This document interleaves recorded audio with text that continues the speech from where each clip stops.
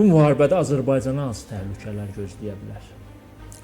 Azərbaycanı hərbi anlamda hansısa təhlükənin gözlədiyini düşünmürəm. Çünki Azərbaycan heç kimin savaşına qarışmır.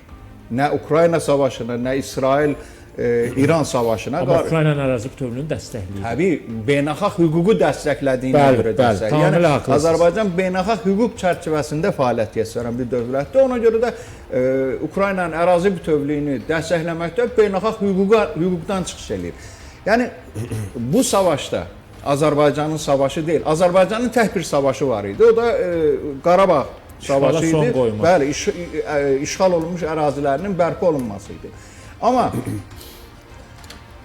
İran və İsrail arasındakı savaş İranın sərhədlərində olan bütün dövlətlər üçün problemlər yarada bilər. İlk növbədə bu humanitar problemdir. Əgər bu savaş uzanarsa, eyni zamanda intensivləşərsə, həddindən artıq sərtləşib daha geniş miqyaslı xarakter alarsa, o zaman Azərbaycanın sərhədləri humanitar axına məruz qala bilər və bu bildiyiniz kimi biz sərhədlərimizi onda açmalıyıqmı sizcə?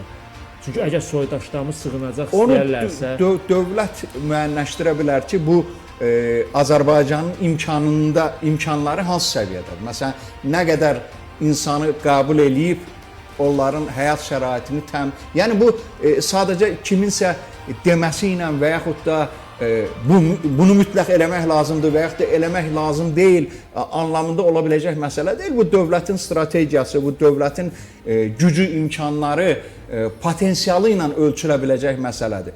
Yəni humanitar məsələlərdə bütün dövlətlərin humanist mövqedən yanaşdığı şübhə doğurmur. Yəqin ki, Azərbaycan da bu məsələdə humanist yanaşar məsələləri. Amma biz bilmirik ki, Azərbaycanın potensialı bununla bağlı nə qədərdir və Azərbaycana hansı səviyyədə axın ola bilər, onu da bilmirik. Yəni, belə bir təhlükə mövcuddur və bütün dövlətlər üçün bildiyiniz kimi ən ağır problemlərdən biri məhz belə humanitar problemlərdir. Ki, bir çox dövlətlər, məsələn, örnək gətirim, Avropa dövlətləri Türkiyəyə maliyyə yardımı ayırmışdı ki, Suriyadan qaçqınlar Avropaya yox, Türkiyəyə getsinlər və onların maliyyə problemlərini, yəni sosial problemlərinin ödənməsi üçün Türkiyəyə Avropa Birliyi maliyyə yardımı ayırmışdı. Sonra düzəmərli vermədi. Bəli, təbii, yalnız onlarınki sənəd imzalamaq və eyni zamanda vədlər verməkdən ibarətdir. Müəyyən müddətdən sonra verdikləri vədlərdən də çox rahatlıqla imtina eləyib, riyakarcasına arxa plana, arxaya çıxmağa, bəhanələrlə uzaqlaşmağa bacarırlar.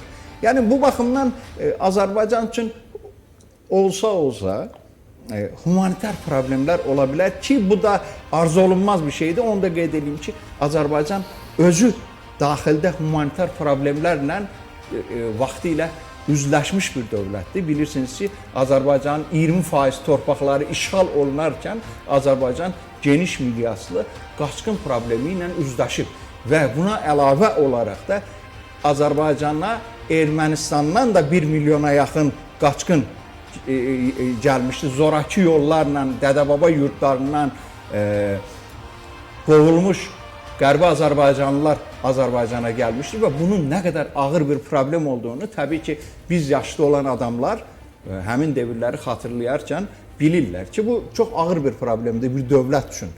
Və bu baxımdan hesab eləmək olar ki, İrandan Azərbaycana qaçqın kütləsi üz tutarsa, bu Azərbaycan üçün olduqca ciddi problem yarada bilər.